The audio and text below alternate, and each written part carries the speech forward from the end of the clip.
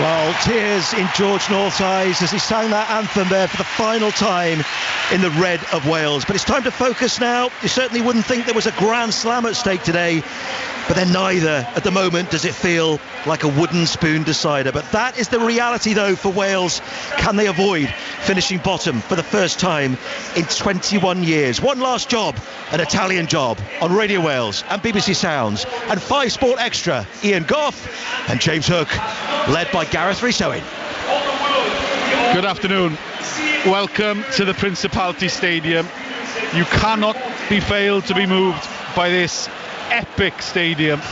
The anthems were so passionately sung, and what a day it is for George North, who had a very, very different look in his eye going into this game. Usually so relaxed, so composed. He means business. No family members alongside him. His 121st international cap, his final international cap, and he is as aware as any other member of his squad on the pressure of expectation on those 23 players this afternoon. A wooden spoon showdown against the Italians. Wales could still win and finish bottom of the table. Such is the pressure on them. Warren Gatland's made 3 changes to the starting 15. North in with Nick Tompkins. There are 4 changes in total actually. David Jenkins returning to lock with Alex Mann at 6. Will Rowlands on the bench. Dylan Lewis in for Kieran Azarati. Main headline for Italy, the absence of their magical fullback Ange Capwozzo. Lorenzo Pani's drafted in at 15. The Welsh speaker from Pembrokeshire, Stephen Varney, starts at scrum half, and big Sebastian Negri is in at 6. Our referee is Mathieu Reynal, the Frenchman. So we got here in the end.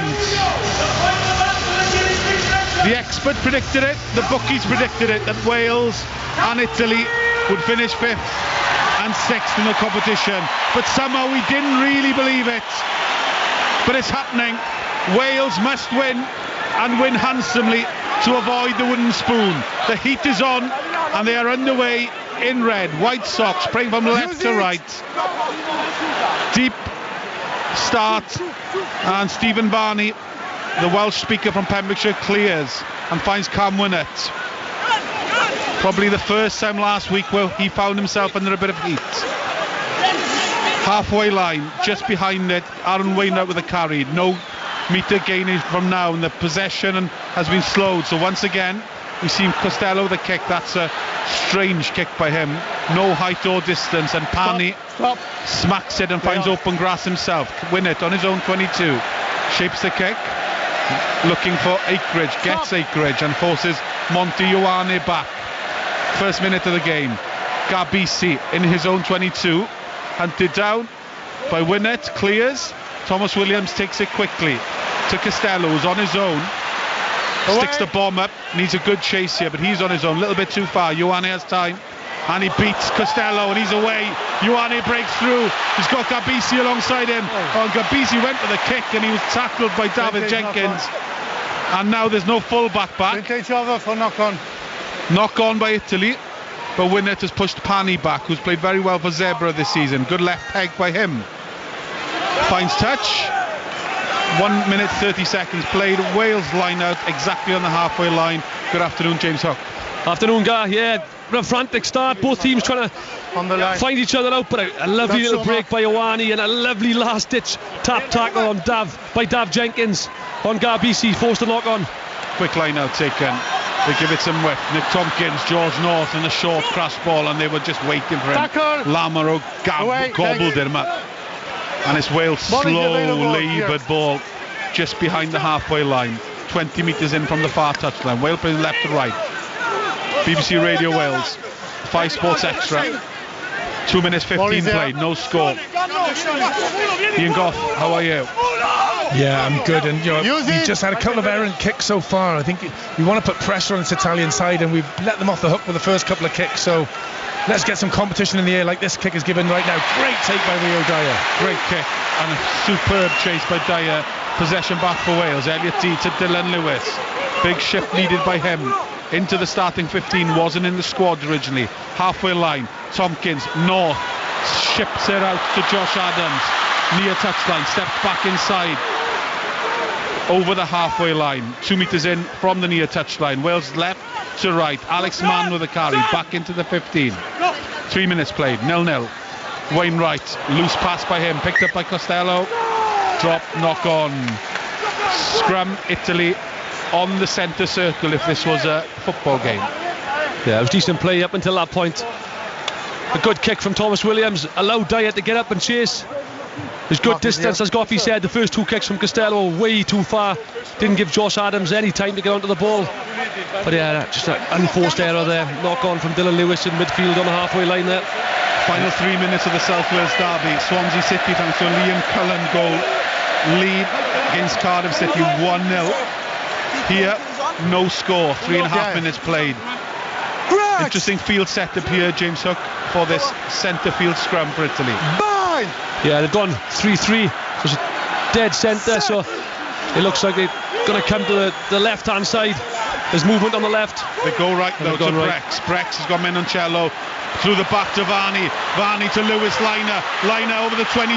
Great cover tackle, Tommy Reffel. Quick ball, and it's been pinched, I think, by Nick Tompkins of all people. Great play by Tommy Reffel. Italy were almost in there, and now Gareth Thomas looks to shape the exit, but he's sort of manhandled. No, ball. And that's untidy ball for Wales here. In their own 22. 10 metres in from the far touchline. Radio Wales, 5 Sports Extra, 4.5 minutes on the clock. The odd empty seat just to the top of the stands here in the Principality Stadium, but it's certainly 70,000 plus here, hanging up and under the test winner, and it's actually Thomas Williams who takes. Just outside his own 22. Untidy start, and Wales are penalised at the breakdown here. Yeah, it was good pressure in the air. Tom Williams, Tom went up for that there, but it was good pressure. The kick was had just the right amount of airtime on it to allow that compete up. But Italy getting over the gain line. I know it was a scrum, so I know everyone's locked in there, but they gained 30 yards off that. Now Wales, they went through a whole amount of phases, but weren't getting over the gain line. It was quite, they were getting met on the gain line, and they were hitting 2 players at a time. And we need to be able to get over that gain line. We need to either being quite inventive around the back of it, or if we're going to get, I'm trying to think of the player that's really going to punch us over that gain line. Anyone, because we're a little bit, the back row, they're good ball players, but there's not anyone of like a Toby Falatau sort of status that can punch over there really, Hooky. Yeah, no, I agree. I think it all came from that midfield scrum. I think Stephen Varney created that extra number on the right-hand side, and I think it was Rio Dyer has probably jammed in when he probably didn't need to, which has created that space down the edge and ultimately the pressure on Wales. Garbisi should knock this over without any issues. He does for the first time. No concerns for him with a ball dropping off the tee early. And we played 6 minutes. It's 3-0. Let's go to Swansea Cardiff with Ross Phillips. Would it be any different? It's 1-0 Swansea into the 5 minutes of added time. Aaron Ramsey's on the pitch. Chance to shoot. Drags it wide from the edge of the box. Stays down as well. Liam Cullen's goal separating the sides. Cardiff have done too little too late at the moment, but we're in injury time, and this is where they're dangerous. 1-0 Swansea. And that's on FM in South Wales. 3-0 here, 6.5 minutes played. You hear the voice of Mathieu Reynal, our French referee. Italy have the lead. It's been a kicking duel so far. Win it again, comfortable under the high ball. Wales possession on the far touchline. Aaron Wainwright, 10 metres in, just running, ball in hand from his own half. Costello, hand on hips, waits and gives it to Reffel. Reffel rolls out of the tackle, but Wales are going backwards here. They've lost 10 metres. Chip kick through by Williams. Costello gives chase. The bounce didn't favour him, and he punches it back, and it could go anywhere. Menoncello in the end dives on it. Good play by the centre. Wales want a turnover. They will not get it. Italy possession in their own half. Big Seb Negri, the Zimbabwean-born Italian blindside. We haven't mentioned Lewis Liner, who got a lovely touch early doors, son of Michael, the Australian fly half, who's here in the stadium today with Lewis's mother. Lewis, of course, born in Treviso, plays for Harlequins. Another testing kick on Winnet. Wales possession. Gareth Thomas in his own half. The loose head. First carrier goes into contact. 3-0 Italy. 7 minutes. George North. Rio Dyer. Dyer jumps inside. Liner's tackle and he's up to halfway. And Italy are competing illegally. Penalty to Wales. 3-0, 8 minutes. Yeah, it's a little bit better from Wales. They're trying to move Italy around, trying to move to the width, play that little bit wider. And just before that, a couple of minutes before, you saw Thomas Williams with a little kick over the top of the ruck. How often have we seen that this season, Gough, with him and Cardiff? So, you know, it was a good option. Got Wales on the front foot, and a good opportunity now to punt the ball straight into the Italy 22 and get a good attacking position. Wales team, Winnet full-back, Adams and Dyer on the wing. George North centre with Nick Tompkins. Costello and Thomas Williams. Gareth Thomas, Elliot Dee, Dylan Lewis, the front row. David Jenkins and Adam Beard. Locks, Alex Mann, Aaron Wainwright and Tommy Reffel. Give you the Italian team in a second. Attacking line out for Wales. Just outside Italy's 22. They've got a set play here. And it's Nick Tompkins cutting against the grain and he rolls out of the tackle over the 22. Front foot ball, pick and go by Rio Dyer of all people. Off his left wing. Might have been turned over though. White line fever by Rio Dyer there. Wrong option and Wales get turnover ball. And Italy might fancy counter-attacking from their own 22. Brex out to Ioane in his own 22. Kicks it, charged down by Josh Adams. Out, Italy ball. Wales have really got to capitalise any ball they get, especially in that zone there. They need to keep it as long as possible and stress the Italians. And I think it was a poor decision by Dyer. And I get he wants to get in the game, he wants to get his hands on, but he just ran down the wrong alley there and into the heavy mob. So they've really got to look after this ball because it's so precious, every bit of possession that they get in that area. Giacomo Nicotera, the hooker with the turnover. Some turnover that, wasn't it? He will feed the line out and he finds Canone, one of two Canone brothers, peeling away Lamero. And he's collared by Adam Beard and Lamero goes to ground 10 metres in from the near touchline, just outside his own 22. Stephen Barney will go for the box kicks here. 3-0 Italy. We played 10. Josh Adams leaps and then falls rather awkwardly on the halfway line. Elliot Dee with a carry into 3 Italian defenders, and now there's a big pile of players there. Italian defence looks set. And surprisingly, Costello goes for the kick. Gets over the 22. Pani lets it bounce. And then slips. And now Pani might be in a bit of trouble here. And he gets away from Dyer though. And he's bundled over the touchline. I'm not sure, James, if Pani did really well or really poorly. Initially he looked like he did well, but he ran too close to the touchline. You had Rafael and Rio Dyer tracking him down. He initially beat Dyer. Then Dyer went back for the second time. The referee came in with a tackle and put him into touch. So in the end it's a poor decision for him because it allows Wales a good attacking position now just outside the 22. Close your ears if you are Cardiff City fans, because into the 90th minute they are down by 2-0 against Swansea. Jamal Lowe with the second, added to Liam Cullen's early goal, plus Swansea missed a penalty. So it looks like the spoils will be going west in the South Wales derby. Here in the Principality Stadium, 11 minutes, 3-0. Rio Dyer back inside, and they were just waiting for him, lined him up, and he smashed into 2 Italian defenders. Elliot Dee with a carry. Wales get enough ball, they just haven't got the punch at the minute. David Jenkins, he's sacked easily by Brex, and Brex trying to roll away, does so. Wales, they've got the ball, they just cannot break this glass at the minute. Dylan Lewis, Wales have lost 10-12 metres. They're still continuing to go down the short side. Reffel, back they come to Gareth Thomas, loose pass, knocked backwards, kick and chase. George North dives on the ball in his own half and not allowed to get back on his feet. He did have enough time, and more than that, concedes a penalty. And Italy will be just delighted by that because they have a penalty for the sticks. And speaking of the team in blue, Cardiff have lost 2-0 down the M4 at the Swansea.com. 12 minutes, 3-0 here. Yeah, and do you know what, Italy, they're not being made to work too hard for their points at the minute. We really need to make them work harder. Now that was a mistake. It's a little bit loose. There's another loose kick just before that as well. We're not quite firing at the minute, so we need to settle down a little bit. But the last thing we can do is give silly penalties. That's 2 silly penalties in really kickable positions, and we have to make Italy work a lot harder for the points that they're getting at the minute. Yeah, that's one thing for certain as well. Italy is so strong over the ball. I think that's their 3rd turnover penalty so far in the opening 12 minutes. So Wales just need to be quicker to the breakdown. Obviously getting over the gain line attack is going to help that Gough, isn't it? Yeah, it's hard because I'm just wondering where the punch is going to come from. Wainwright's a great player, he's a good ball player. Man, pretty much the same, but if we're going to play quite a direct game, which we have been doing so far, we need someone to get over like a North, or someone that can punch past to get us on that front foot and get us a bit of momentum. At the minute, we're not getting it. We're running into brick walls and we're being made to work really hard to win those breakdowns. The penalty is good. Italy lead by 6 points to 0, and they have not had to work that hard for it either.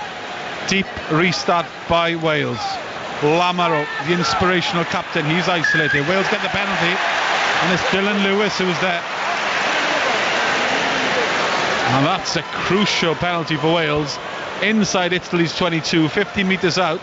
Big call here, James. What do they do?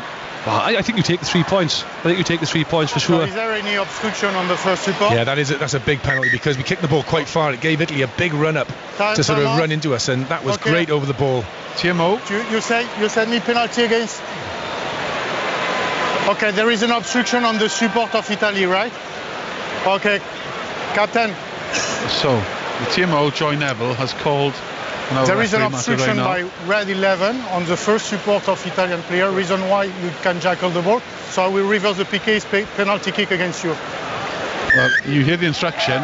Rio Dyer is penalised for obstruction here as Dylan Lewis goes into the ruck.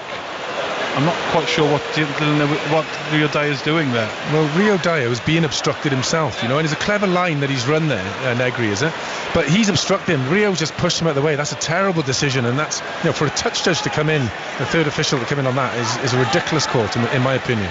So, Rio Dyer was chasing the kick. He was then chasing the defender, and Seb Negri stood in front of him. He bashed Negri out the way, and as a consequence, Negri couldn't join the ruck. And that led to the penalty. It's a very strange decision, but it's an attacking line for Italy on halfway. They go to the front to Canone, off the top ball. Menoncello, one of the stars of the tournament, very much in the George North mould in terms of frame. Italy line off his wing over halfway.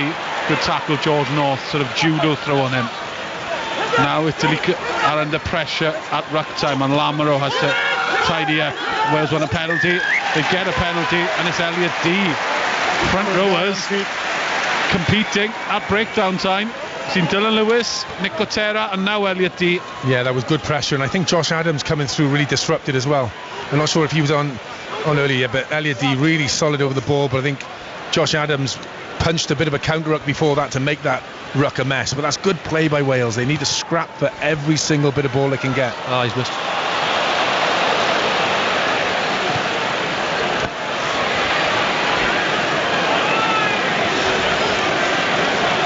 Yeah, it's a poor mistouch from Costello. I've been watching his kicks, his restarts, some of his penalty kicks, some of his up and unders. He's not striking that ball as well as he'd like to at the moment. Did not get much distance. Wales line out. They are playing from left to right. 6-0. Italy lead. 15 minutes. Radio Wales, 5 Sports Extra. They have the rolling maul, which has gained no territory. So Thomas Williams needs to give up and give it some width. And here's Nick Tompkins, spills it. And that was, what's the right adjective? Abject at all levels. The driving maul, which went nowhere. The pass from Thomas Williams, which was unsympathetic. But Nick Tompkins in the training session would be catching that 99 times out of 100, wouldn't he? Yeah, it was a tough take on the run, but it's one that you almost got to make sure of the catch before you run. I think he was thinking about moving forward before taking quite a risky pass, but it's just a little bit of a shaky start from Wales. This isn't the start they wanted. It was 16 minutes into the game. They wanted to get some real positive stuff. They've had ball in hand, they've had possession, but they're not quite getting over the gain line. They're not quite nailing big moments at the minute, and little errors creeping into our game. Principality Stadium almost at capacity. Now stay square, Luzette. Italy scrum, Wales go to ground, Italy penalty. That's ominous. That's an ominous. The pressure came through. Ball was kept in, and they squeezed the pressure through the Wales loose head side. They came from left to right there through that scrum, and a lot of pressure Wales side, and they've got the straight arm. That's one thing that we need to be really clean on. We need to sort of at least get our own ball. We can't afford to give penalties away at that area. And Menoncello and Brex with the black and green skull cap rushed in to congratulate the front rowers. Not a great kick by Gabisi. Yeah, just watching the replay of the scrum, Matthew Reynal said it was against Dylan Lewis. Tell him he's got to stay straight. 6-0 Italy, approaching the end of the first quarter. Italy line out, Brex first receiver, looking for Menoncello, such a destructive runner over the gain line. Negri round the corner, man wants to compete. They switch direction to Italy, through the back door, Gabisi through to Menoncello, over to Ioane to Ruzza over the 22, great tackle David Jenkins. Tom Raffles turned it over, has he not? No, still Italy ball. Varney did ever so well there. First real attack of this game. Advantage coming for Italy. They want more, they're up by 6. It's untidy possession, but surely they'll want a free play. Pick and go by the forwards. Ruzza again involved, he's a metre short. Canone carries, he drives half a metre now, right in the corner. Italy, they lead by 6. They want to extend that lead. Wales now scrambling defensively, advantage being played. Surely they'll go wide soon. Another pick and go by the forwards. Elliot T gets his hands on it. Play on, says referee. Barney, welcome listeners in the South Wales region to this commentary. Brex, Gabisi, Ioane! Monty Ioane runs to his fellow substitutes and celebrates in the Principality Stadium. We've played 90 minutes. It's Wales 0, Italy 11, and an easy conversion to follow.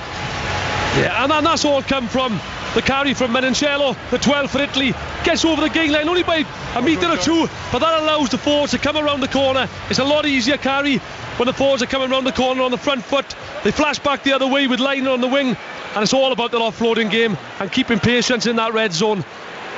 So much of an easier game when you're getting over the gain line. When your starter play goes over the gain line, everyone's running onto the ball. Wales are retreating, trying to fold as hard as they can. Ione could have scored that maybe about 3 or 4 phases earlier, but the ball ended up from Ione to Ruzza. If it was the other way around, he'd have scored that earlier on. They kept the pressure on. They're making it look easy when they're getting in Wales territory, when they're getting that red zone. They're coming away with points, they're getting gain line, they're being quite inventive with the ball as well, which is a lot easier when you are getting over the gain line and you're running front foot ball. But it's the way I thought Wales would want to play, but Italy are actually showing us at this minute. That's because Italy on the front foot, it allows that speed of ball, isn't it? Wales at the moment, all their carries are behind the gain line, so that ruck is 4-5 seconds. For Italy on the front foot, it's 1-2 seconds max rucks. Let's go for a final reflection from Rob Phillips in Swansea. Deserved win for Swansea City, who only faced real concern when Reuben Colwell arrived after the break. By then, Liam Cullen had rewarded the Swans for a dominant first half display with his 6th goal of the season. Cullen missed a penalty after the interval, but he wouldn't have had to worry until Colwell arrived and Aaron Ramsey, but they could do nothing. But Jamal Lowe had the last word to seal a revenge win for Swansea City. Swansea City 2, Cardiff City 0. In the Principality, it's 11-0 to Italy, who have barely slipped out of second gear, really. Who's back to underside? Tommaso Menoncello release him. Looks like a real nuisance in midfield for Wales. He's getting gain line for them. That's a good clearance by Italy as well through Varney, and it takes the Italians up to halfway. There is a tackler on the way. We need a Scottish type moment where all of a sudden the fire's lit and something happens within this Welsh team. At the minute they're looking a bit shaky, they're looking a little bit nervous on the ball, making these mistakes, not getting over the gain line. So they need to fire something, they need a big moment. Well, they get a free kick, Italy not listening at line-out time, and Wales are in confab time here, and they're going to give it to Costello. What do we do? What was the problem with the last scrum? Sorry, Tim. Scrum. Tight head, go on the ground. Okay, release the ball and go on the ground. Ian Gough, James Hook. What we do? Scrum? BBC Radio Wales, 5 Sports Extra. Super Saturday. 22 minutes played, 11-0 to Italy. So, what do you think this call, Gough? He's a strange call out, considering the last scrum Wales and Dylan Lewis got pinged for driving in. Yeah, and they were asking, actually Elliot Dee could overhear him on the mic asking what was the last penalty for. It was a free kick. It just seemed like they were rabbits in the headlight then. They wasn't sure what to do. With a penalty, you've got that little bit of time. But obviously can't kick straight to touch. Do you put it up and under or tap and go? It just seemed to be, didn't quite, a bit indecisive on that call. But maybe they want to have a few more scrums. They want to get their assertion in there as well, especially after giving the penalty away. Maybe they're backing themselves here, but again, it just seemed like a little bit of indecision in the call to what they were going to do with that free kick. When Italy won here 2 years ago, was the first victory in 17 attempts in Wales. Italy's Six Nations history record is woeful. They've won 14, drawn 2, lost 108 matches. But they lead in Cardiff 11-0, and justifiably so. Scrum for Wales on the halfway line. Thomas Williams, Nick Tompkins up to halfway, back to Thomas Williams, good pass by him. Pressure and Winnett spills it. Kick through, well, it could have gone anywhere. And Pani almost got his left peg to it, and if he would have hoofed it down the field, there was no full back. And Wales, Thomas Williams put one great pass in, and then another one was slightly laboured. They are just not connected, aren't they, Ian Gough? They were under a lot of pressure there, where Italy just seemed to sort of flow onto the ball when they had their scrum, when they gained 30-40 metres on their initial ball. But Wales just, they were chasing a sort of skill set there, Hook. Even though the pressure was coming on, and they were right on the edge of their skill set, so it wasn't simple stuff. So they seem to be putting themselves under pressure in that area as well. But Italy were firmly in control of that defensive set there. Yeah, you're right. There's a lot of movement there from Wales. Thomas Williams was coming round to try and create that extra number. But you said it, Gough, he's just really well read by Italy. They're really comfortable. Owen waited for his time to make a read and hit Winnett on the gain line and forced a knock on. As we see shots of Michael Liner, looking as suave as ever. What a player he was, the Australian fly half, one of the all-time greats, and he will be proud of his son. Now, that's Neil Jenkins, actually. That's the last time. Next time you cannot enter on the field. You understand? Okay, thank you. So Neil Jenkins complaining to the referee Matteo Reynal, and the referee told him, right, you're not coming back on, son, with that kind of moaning. And in the meanwhile, 11-0 Italy, there are worrying sights here, because Elliot Dee has been treated.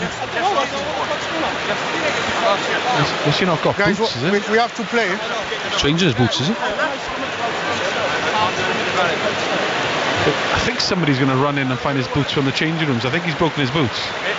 Let's go pitch side to Katz. What's going on Bootgate here, Katz? Guys, we play. Yeah, nothing happening here pitch side really. There's no subs on their feet, so nobody's getting ready to come off the bench. And as you can imagine, it's very much a tale of two benches at the moment. The Italian bench opposite me, well, they were jumping up and down in delight after that Ione try. Wales bench in front of me, very sombre at the moment, and the crowd behind me, who are, well, pretty vocal in the first 10 minutes or so, they have also gone quiet. So no changes at the moment. It looks like here the Welsh bench, as I said, no movement. Mystery solved. Replacement boots found. Elliot Dee, white and mustard yellow shoes, no injury concerns. He's ready to rock again. Back into the action on BBC Radio Wales, 5 Sports Extra, Super Saturday. So far Wales looking anything but super, and Italy barely broken sweat themselves. They've hardly looked like world beaters, but they're up by 11 here. And they have an attack, they have a scrum 10 metres in from the near touchline on halfway. Menoncello's been a threat so far. Rock solid scrum, now it's creaking from a Wales point of view, and the penalty was inevitable. They've scrummed for that penalty there. The ball was kept in on purpose. That wasn't going to go anywhere.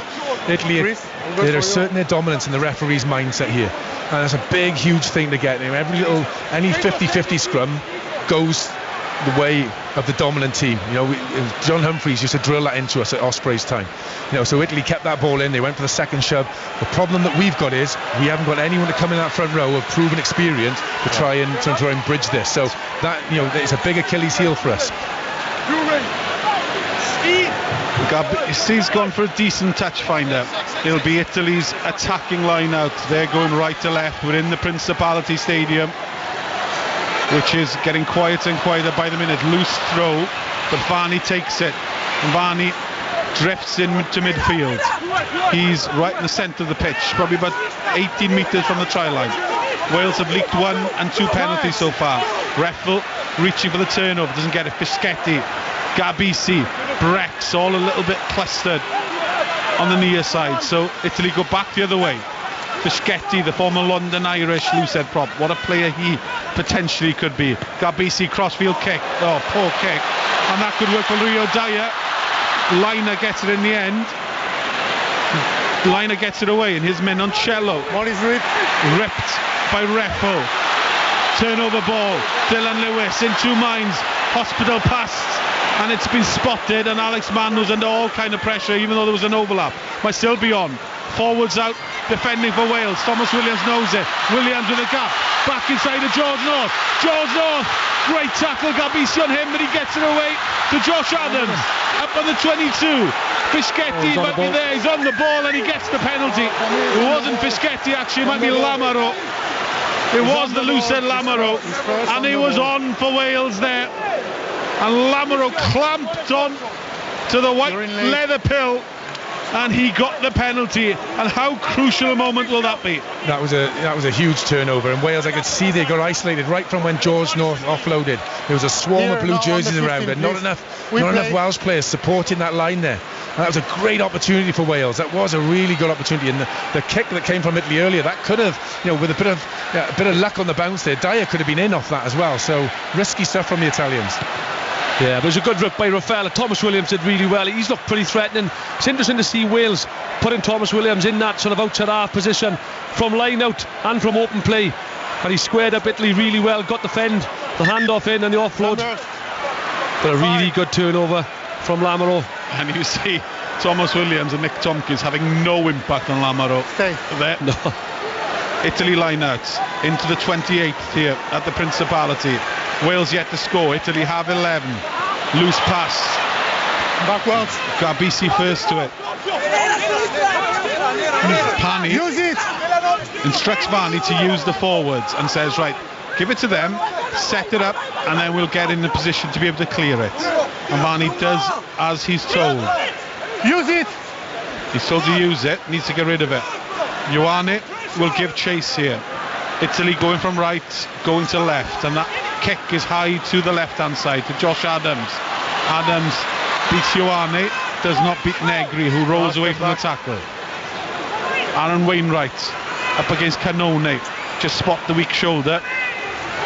Wales with possession in their own half. Costello sits right back. Adam Beard with a carry into Cannone. He's driven back. Mann supported him in the carry. 28th minute now. 11-0 to Italy. BBC Radio Wales. Use it. 5 Sports Extra.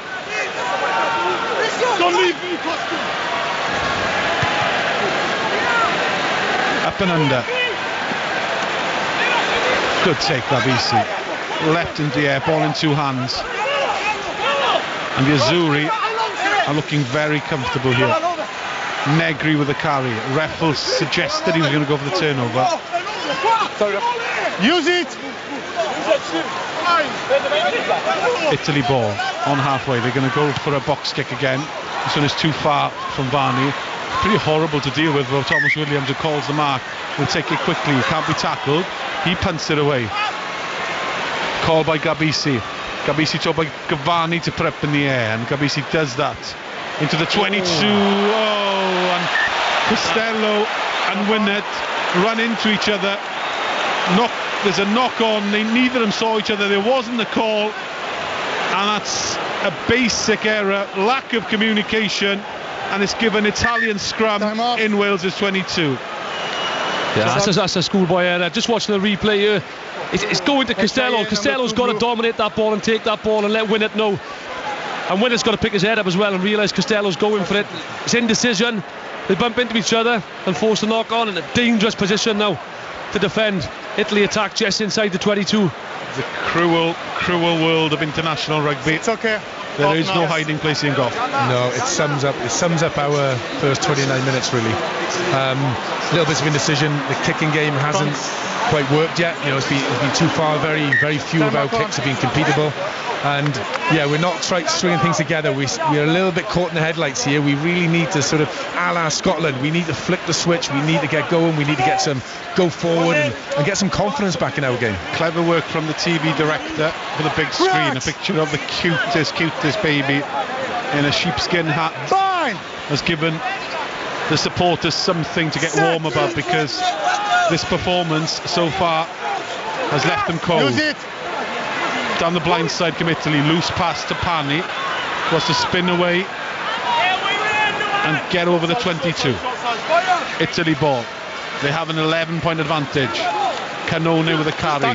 Dylan Lewis brushed away at contact. Brex, all very static for Italy and should be comfortable, and Reffel may well get the turnover. Crocodile roll there on him, surely. Kick through Gabisi. Pani gets the bounce. And didn't stick in his hand. And is knocked over the touchline. Knock on first option. Option for Wales, yeah. Do they go for scrum or do they go for line-out? They go for line-out, do they? Yeah, they're going for line-out, but another excellent option by Garbisi. Italy trying to attack Wales down the short side. They're going 1-2 phases, then hitting back down the short side a couple of times. Garbisi's put those kicks in as well. Recognise a bit of space there. They seem to lose their shape at one point, but once they regain that, and they are putting pressure on us every move they're doing, when they get their composure, the pressure is on us. Wales trying to get out their 22. Big contact on Alex Mann. Tackler 20 metres in from the near touchline. Elliot D with a carry. And now Thomas Williams, they look to clear. Does he go for distance of safety here? Goes for safety over the touchline. Ioane looks to take it quickly, decides against it. 31, 11-0. Yeah, I think the right option to kick off for Thomas Williams there. You don't want to be kicking loose to Ioane. He's looked threatening in the opening half an hour of this game. But like Gough said earlier, Wales just needs something to inject the tempo into this game. It's only the one sort of break from Thomas Williams we've had to get excited about, isn't it? BBC Radio Wales, 5 Sports Extra. Italy 11, Wales 0. Ioane with a carry in Wales's half. Varney, Negri. Easy ball for Italy. Gabisi orchestrating others to do the work for him. Nick Tompkins coming through the ruck. Negri with a second carry. Gabisi, 50 metres in. Cannone pushes away Thomas Williams, then forced the offload, and it's been turnover. Wales spring into action. Costello, loose pass. Tompkins in 2 minds. Wales are at 6s and 7s. Winnett gets the ball in his own 22. They are playing with fire, and there's a high tackle here. Thank goodness from a Wales point of view, because they have lost all direction here in the Principality Stadium. It's kids on the field, and in terms of attitude, it really does feel like a bunch of teenagers playing out there at the minute, James. They just need someone to take some control, Gareth. I think they're trying to play from their own 22. When the Italy defensive line is set, they wait till they come off the line and put pressure on, and they just missed touch as well. We lost complete structure there, and I think just game management. What you've got to realise, what structure you have and what momentum you have to what decisions you make. And I think we were just trying to ship ball on to try and create something out of nothing when it wasn't needed. Put your foot on it. Right, let's just go from here. Let's just calm things down. It's inexperience from showing through in that phase of play. Italy competes at line-out time. Wales almost missed touch from that kick. Carried by Alex Mann in midfield. George North, what can he conjure? His final test appearance. He's been a spectator most of this game.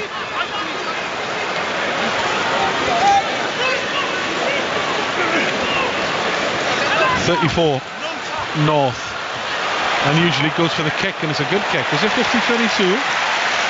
Perhaps not, but it pins Italy back into their own 22, and that's the old head that was needed, James. Yeah, I think so. But it's territory for Wales, something which we haven't had a lot of in this first half. And yeah, you're right, I think it could be a 50-22. Okay, stop. Good. Looked like George kicked that from his own half then.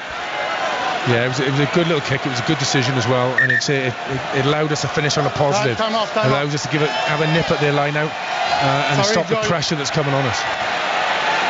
TMO, we can't hear. It's just checking if it was a 50-22.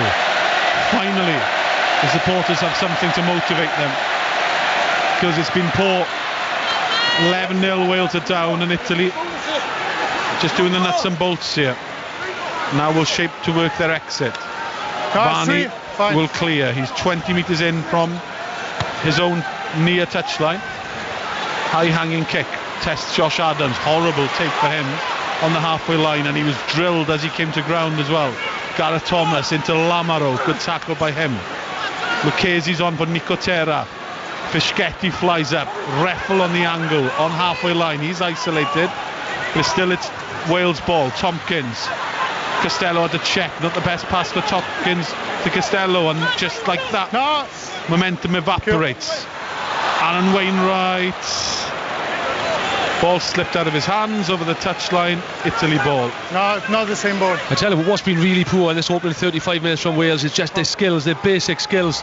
Some of the passes going behind, going in front, little knock-ons, just really unforced errors, which you don't expect with an international team. We're being made to work very hard for very little gain. We're opposing that the Italians are not working very hard at all to get big gains. They're getting over the gain line. They're playing a basic game. Their ball handling's been very good. They're offloading, and they're looking the better side. Well, Alex Mann is such a talented player, but when he's been brought in as first carrier of first phase ball, he's running into brick walls, isn't he? Charge down on Stephen Barney. Gabisi sweeps, and then he'll clear it with his left. Play on. Straight down Leo Dyer's throat.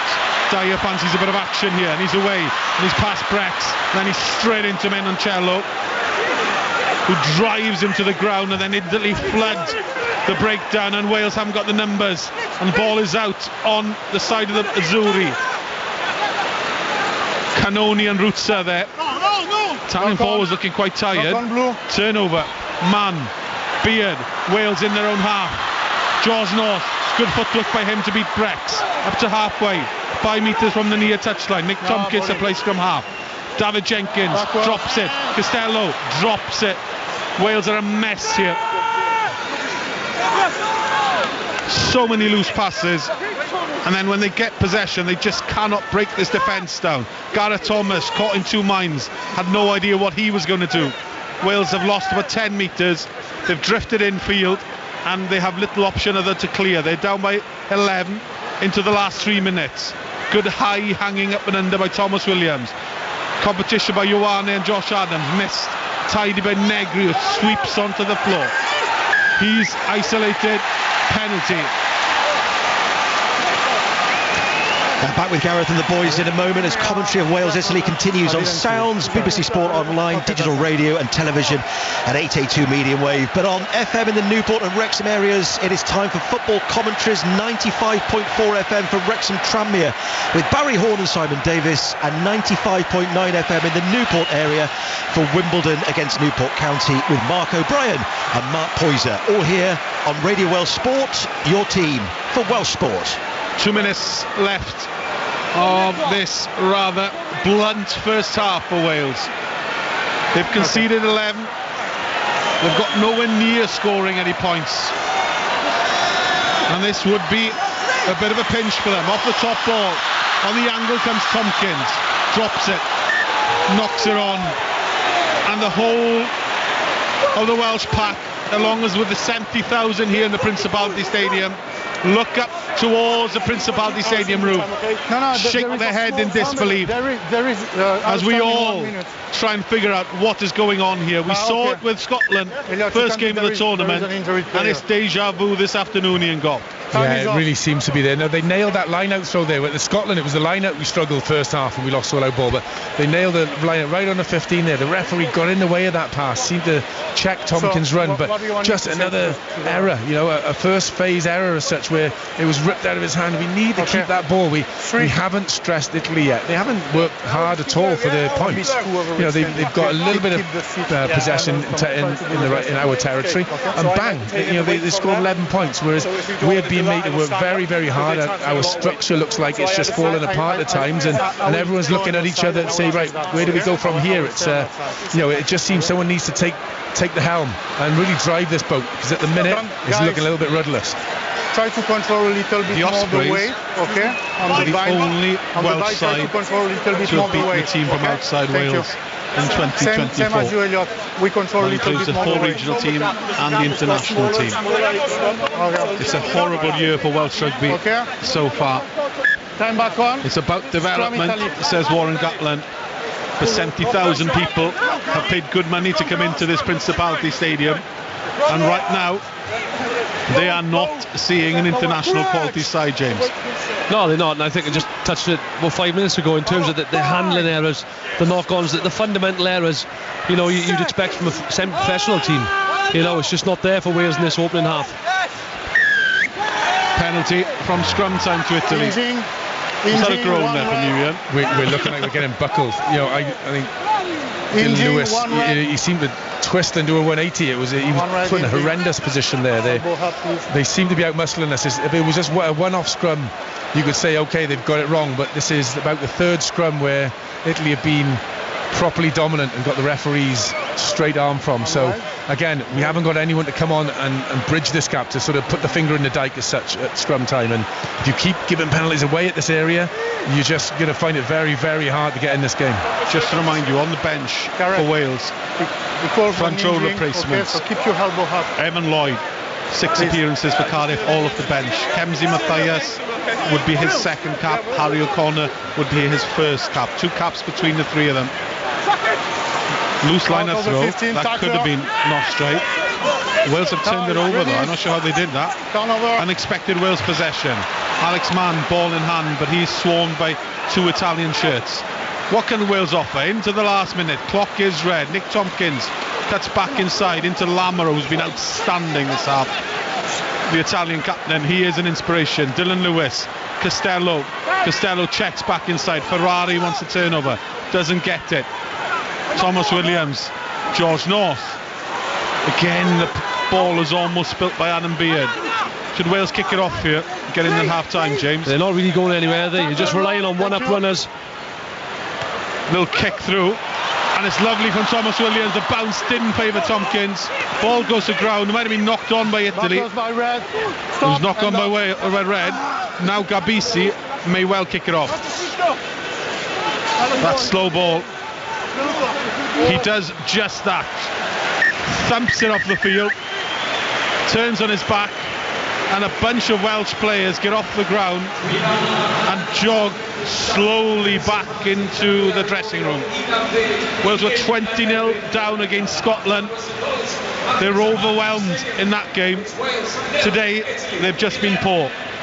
1 try for Italy to Ioane, 2 penalties from Gabisi, and at half-time the score here in the Principality Stadium: Wales 0, Italy 11. Well, how subdued can this stadium get, I wonder? So flat, so quiet here on the final Six Nations game of 2024. I think we need more from the woman or the man with the bugle to try and resuscitate this Cardiff crowd. Not good then from Wales against Italy, trailing by 11 points to 0 as they head down the tunnel, and we'll bring you second half commentary, whatever that might bring. But James Hook, Ian Gough, we better get stirring. that wooden spoon is coming Wales's way unless they can turn the tide here in Cardiff. And as you guys have been saying, James, drop balls, knock-ons, tackles missed, just a real absence of flair or finesse from Wales. I suppose the only positive is that Italy haven't made more of the situation, the possession of the territory they've had. Yeah, exactly. I think I mentioned in the first half there, I think it was just a Thomas Williams break was the only thing we had to shout about, really. And Gough mentioned that Italy haven't had to work too hard. They've carried well. Marincello at 12 has carried well, has given the forwards front football to carry round the corner a little bit easier. But Italy's scrum is really solid. We're under a lot of pressure there in the scrum, which has given Italy good front football. But yeah, we just look lost. At the end of the half there, the last 5-10 minutes, we're just almost trying to rely on one-up runners, giving it to Nick Tompkins, saying, go on, you try and do something. George, you try and do something. Tommy Raphael, whoever it is, rather than attacking as a team. We don't look together at the moment. Sorry, and I was just going to say, I mean, it's frustrating, isn't it, when you hear all of the build-up to this game, and you hear Gatland talking about go out there and don't play with fear and don't shirk a challenge, a tackle, just give it everything and embrace the challenge of not coming last. And then they go out and they really, they sort of just stink the place out again, to be frank, don't they? Yeah, Joe, I think it's a worse start than the Scotland game first up, and I thought we got that out of our system and we played some good stuff, but maybe the pressure, the inexperience throughout the squad and the pressure has sort of got to them. I thought maybe it was they would relish this, they'd relish and it would give you edge, but at the minute the Italians in defence have got the edge. They're coming off the line, they're hitting us on that gain line and making a contest of it, where when they got the ball, they're managing to get that yard, and you only need that yard or two with the speed of ball, then it's a different game. But we've lost structure. It was a very poor half. It'd be interesting to see what a team talk would be like now. Would it be a kick, throw the hairdryer, or would he be giving cuddles? I don't know. Gatland isn't that type of coach normally, but he needs to find the key, something that ignites something in there, because at the minute it's so fragmented and structureless at times. I can't see where it's going to come from, but we said exactly the same at half time in the first game against Scotland. Yeah, they need some structure. That was a prime example in the 22 there. We're trying to play when Italy are completely set defensively. Our leaders, our 9s and 10s have to step up and say, no, it's not on, we've got to kick it, we've got to get some territory. We're trying to play, we chuck it to Dav Jenkins, asking him to do something in the middle of the 22, 5 metres out from his own line. We just looked a little bit lost there in that first half. All right, thank you for the moment, James, Ian and Gareth. Then second half commentary to come. One last 40 minutes for Wales to try to give this Cardiff crowd and this proud rugby nation something to smile about in this year's Six Nations. Almost an air of resignation, certainly around us here in the commentary box and generally around the stadium, it feels. But let's go pitch side and just see how it feels down there at Catrin Heledd. Pretty similar, I'd imagine. Oh, very similar, Ian. I was saying, wasn't I, at the start of the match, that the Welsh fans, well, they seemed quite hopeful, didn't they? Despite the Italians probably being favourites. But you know what it's like, this stadium. It's such a difficult place when the energy is sapped out of it because of the game. But I've just turned to a colleague of mine and I've said, well, do you know what? I was working on the under-20s last night. They were in a similar situation at half-time. 15 points down against the Italians. All hope seemed lost. But I don't know what they did at half-time, what Richard Whiffin told them, but they had a good talking to and they came back out and won that game 27 points to 15. So I'm just wondering, can we hope for something similar here this afternoon? Because there's no doubt this crowd around me, they need something to shout about. They haven't had much in recent years, but boy oh boy, this second half, because that first half performance, it did not impress the crowd and the supporters around me, I can tell you that much. No, we got that reversal against Scotland, didn't we, way back on February the 3rd when Wales were 20 points down, Kat, as you will remember, and they'll hope to do something similar second half. May as well go for it now. Catrin Heledd then pitch side for us here on BBC Radio Wales. We will be back with the commentary team for the second 40 minutes here on Radio Wales and BBC Sounds and 5 Sport Extra as well. Welcome if you are just tuning in recently to our coverage. It is the first game of the day in this Super Saturday in the Six Nations. Second one is at 4:45, where Ireland will hope to seal the deal in this year's tournament and win again. They will do that if they beat Scotland. They'll be champions, not Grand Slam champions this year, of course, after losing last weekend, but a win against the Scots would see them win it for a second successive year. And then at 8 o'clock, well, England obviously hoping that Ireland end pointless for them to have a chance of getting the title when they face France in Lyon. Scotland, of course, hoping to win the Triple Crown with a win today. That would be their first since the 1990 Grand Slam. Our 3 o'clock football matches are underway. No goals so far between Wimbledon and Newport County. None at the racecourse either between Wrexham and Tranmere. The Red Dragons hoping to possibly go top of the table this afternoon. We'll get an update on those in just a few moments, but let's talk about or hear about the match we brought you earlier here on Radio Wales, and Swansea City avenging their South Wales derby defeat to Cardiff earlier in the season with a dominant 2-0 victory, as our football correspondent Rob Phillips reports. Deserved win for Swansea City, who only faced real concern when Reuben Colwell arrived after the break. By then, Liam Cullen had rewarded the Swans for a dominant first half display in his 6th goal of the season. Cullen missed a penalty after the interval, but he wouldn't have had to worry until Colwell arrived and Aaron Ramsey, but they could do nothing. But Jamal Lowe had the last word to seal a revenge win for Swansea City. Swansea City 2, Cardiff City 0.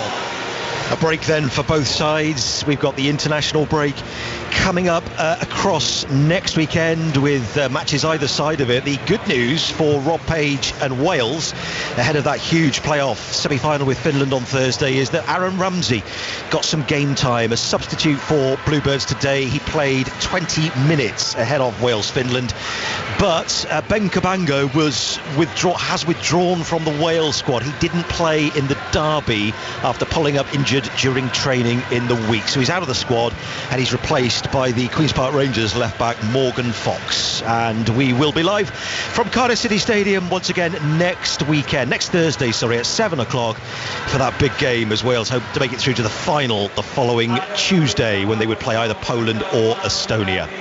In terms of league placings then, for Cardiff and Swansea after the derby meeting, Cardiff 5 points off the top 6. That's before the afternoon's fixtures, so they missed the chance to close the gap on the playoff places to just 2 points. And then Swansea a further 7 points off the playoff zone, 8 clear of the bottom 3 in the live championship table. Looking around the other scorelines in the championship, it's goalless between Ipswich and Sheffield Wednesday. Ipswich would go second with the win, and the big game towards the bottom of the table, also goalless, Rotherham against Huddersfield. Right, let's get some updates then on Wrexham and Newport. And in fact, I think we've got a goal at the racecourse for Simon Davis. Tranmere have the lead here at Wrexham thanks to their striker Luke Norris. A precise finish after a foot race with Wrexham's Andy Cannon, and he put the ball, just toe poked the ball past Okonkwo, the Wrexham goalkeeper, and it's Wrexham 0, Tranmere 1 with 10 minutes played. That's live on 95.4 FM in the Wrexham area. To Wimbledon then, and Newport County there this afternoon. Mark Poyser watching. 1-0 to Newport County. They've been under the pump for the first 9 minutes, but Zanzala on the edge of the box has teed up Morris from 25 yards, and he's drilled it, a daisy cutter into the bottom corner. Fabulous strike. Newport County lead 1-0. Good start then for Newport County, live on 95.9 FM in the Newport area if you want full uninterrupted commentary of the Exiles. Elsewhere in League 2, the leaders Mansfield are leading at Bradford 1-0, and 5th against 4th MK Dons 1, Crewe Alexandra 0. Both teams 3 points behind Wrexham at the start of the day. It is quarter-final weekend in the FA Cup, and an incredible West Midlands derby earlier on as Championship side Coventry scored in the 97th and the 100th minutes to stun Wolves 3-2 at Molineux, and Coventry therefore into their first semi-final since the famous win in 1987 when they beat Spurs in the final at Wembley. Later on at 5:30 it is Manchester City against Newcastle, live on BBC Television and the BBC Sport website. And then tomorrow the games are Chelsea against the Championship leaders Leicester, and Manchester United versus Liverpool. The Premier League though is on as well. A couple of games going on this afternoon, and big games at the bottom. Burnley are leading 10-man Brentford 1-0. Serge Reguilon sent off, giving away a penalty which Bruno Larsen scored from, and goalless between Luton and Nottingham Forest, with the Wales international Nico Williams starting for Forest. Aston Villa earlier on beating Everton 2-1 in the Women's Super League. Latest scores in the Cymru Premier: Cardiff Met 0, Bala 0. TNS, the champions already of course, are 1-0 up at Newtown, and it's Penarbolt 1, Colwyn Bay 0. Half-time in the rugby then here at the Principality Stadium. You are with Radio Wales, BBC Sounds and 5 Sport Extra, and Wales in that familiar position of trailing at the break by 11 points to 0. We've got performance from a couple of Welsh tenors at the moment, Tristan Llŷr-Griffiths and Aled Wyn Davis, doing their best to entertain the crowd, and not much entertainment from the actual team. James Hook and Ian Gough. So I hope you're enjoying the music at least here, because the first half, one or two moments, weren't they, Gareth? If you want to sum it up for us, but not enough of it. First up, we've just had a man who's had a good afternoon in a traditional Welsh lady costume scream at James Hook and basically give him instructions on how he wants him to get onto the field and sort this out on behalf of the whole nation. My brother got the memo. Let's not beat about the bush. That was terrible, wasn't it? That was terrible. Yeah, it was, and we're just speaking now. I think obviously you spoke about the skill set of Wales and the knock-ons, etc. But I think they look lost compared to Italy, who look controlled. They look like a team who know what they want to do in attack. Wales look the complete opposite at the moment. Yeah, I'm gonna be the ray of positivity now. I've been praying or doing something, and even though the roof is shut, I think the sun's going to come down. We're going to turn up a different side the second half. A la Scotland, I'll have to go back to that because that surprised me. The comeback there, I didn't think they had it in them, and they did, and they came back brilliantly. That's exactly what I'm predicting for this second half. I'll be the positive voice here for a second. What gives you that confidence, Ian Gough? Where's that feeling coming from? Only because I'm looking at the team sheet. We've got a good side here. I'm looking through the people on there, and I'm looking, right, we've got lumps to come on. We've got Will Rowlands and Mackenzie Martin to come on. Ewan Lloyd, was very good in that Scottish game as well. I'm just thinking it can't get any worse than it did that first half. I'm thinking they've got to come out now. They go into that change rooms dejected, and something has to happen. And this is where teams can change. This is where I've been in teams where things have gone badly, and all of a sudden there's been an ignition, and it's turned right the way around. And I can only hope from that second half, from 46 minutes into that Scotland game, when they turn that round, they've still got that in them, and they can turn this game around and at least put some respectability back in that jersey. This is only the third time in Six Nations history that Wales have failed to score a point in the first half of a Six Nations match. The other two times, France 2010, and of course earlier this season against Scotland. Well, here they come then, the men who are trailing again at half-time, Wales. Don't forget George North's final game in a Wales shirt. Doesn't want to go out with defeat to Italy. He's never lost to Italy in test matches. Out they come, the men in blue who won here in 2022. You remember how that felt that night after that Italian win. Well, at the moment, they're about to repeat it, unless Wales can, in Ian Gough style, come out and produce something special in this second half from nowhere. 11-0 down, by no means insurmountable, this gap. The Wales fans are still enjoying it. Look, dancing up and down, spotting themselves on the big screen. The music's pumping, the beers will flow regardless. But boy, we could do with a win. Here we go. Time for kick-off then. Ian Gough, James Hook, and for the last time this year, Gareth Rhys in the Six Nations, that is. On you go. You realise how serious things are when you stop talking about the wooden spoon and you turn your attention to the victory. Wales could win this evening or this afternoon and still be handed a wooden spoon. But the way they performed in the first half, that looks a long way away. Warren Gatland has never lost against the Italians. Warren Gatland simply doesn't lose against the so-called minnows. But Italy are not the team they were. They're not the force they were. They're not the whipping boys of the Six Nations anymore. And for Gatland... No, stop. Only one. Well, will he start regretting the decision he took after seeing Wayne Pivac losing against Italy and then Georgia of coming back and rescuing his nation? We're into the second half. They're down by 11. Wales, they've had plenty of possession, and often we've seen Gareth Thomas carry first receiver and just plough into a couple of defenders, sink to the ground and lose all momentum. Costello sticks his head up, crossfield kick straight to Gabisi, who has all the time in the world to find grass, which he does, and the ball hobbles and bounces to Costello just inside his 22. Can't go direct to touch. Back to Gabisi. Gabisi in two minds. Caught by Reffel and Rio Dyer. Simone Ferrari, the tight head. Seb Negri, who's a big man for a 6. George North wants turnover. But it's Italy ball. They're not messing around, are they? 2 phases, they're kicking, James. Yeah, they know what they're doing. Like we said earlier, they look like a team who are in control and know exactly how they want to attack this game. They throw 2 punches, Ian. Yeah, why? And then they stick the guard up. Yeah, why would they? Because we're making so many mistakes. Why would they overplay? We're overplaying. Give us the ball and let us overplay, because that's where they've got all their points from first half. Gareth Thomas with another carry. This time, his purpose was not to break the game line. It was to set Thomas Williams for the clearance box kick just outside his own 22, almost charged by Rhys.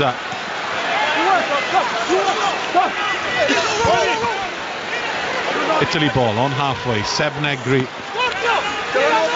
back into the team. He is such a strong character, strong carrier as well. Use it. 2 phases. Now they'll kick Italy. And it's Stephen Varney. Lamaro and Liner chasing. Winner takes it, and he's driven back by Lamaro. Short defensively are Italy. Rio Dyer in his own 22, charged down. Ball pinballs over the touchline. Wales ball. We're throwing missed passes. Like, James, you can probably give me a better insight to this. We're throwing missed passes and just bringing the defence across to us. We're not fixing anyone. We're not creating overlaps. Just by throwing a missed pass across there, all we're doing is taking our space away. I don't get it. We just look completely lost. Rio Dyer's shaking his head. He didn't want that pass from Adam Beard then. Alex Mann and Tommy Reffel in midfield. Up and under, first phase. Crossfield bomb. Pani competes against Josh Adams. Adams wins that battle. Ball back to Wales. Thomas Williams to Gareth Thomas. Thomas to Elliot T. Big crash tackle on him. And Wales have just lost momentum again. And now they go down to the blind side. Alex Mann. Gabisi tries to get the turnover possession. Thomas. David Jenkins, ever a willing participant for his country. He's been a ray of light for sure, the skipper. Costello, Adam Beard just lost his momentum, and now Cannone may want the turnover. Is it Rutsa? No, back. Costello, win it to Rio Dyer. Dyer in space, past Bischetti, back to Thomas Williams. Thomas Williams on the 22. First fired shot by Wales. And Rio Dyer's scramble tackled at ruck time. Composure needed now. What's Costello got to offer? David Jenkins. Finally, the Principality raises its voice. Costello, 44 minutes played. They're down by 11 at Wales. Down the short side they go to Nick Tompkins. Elliot D.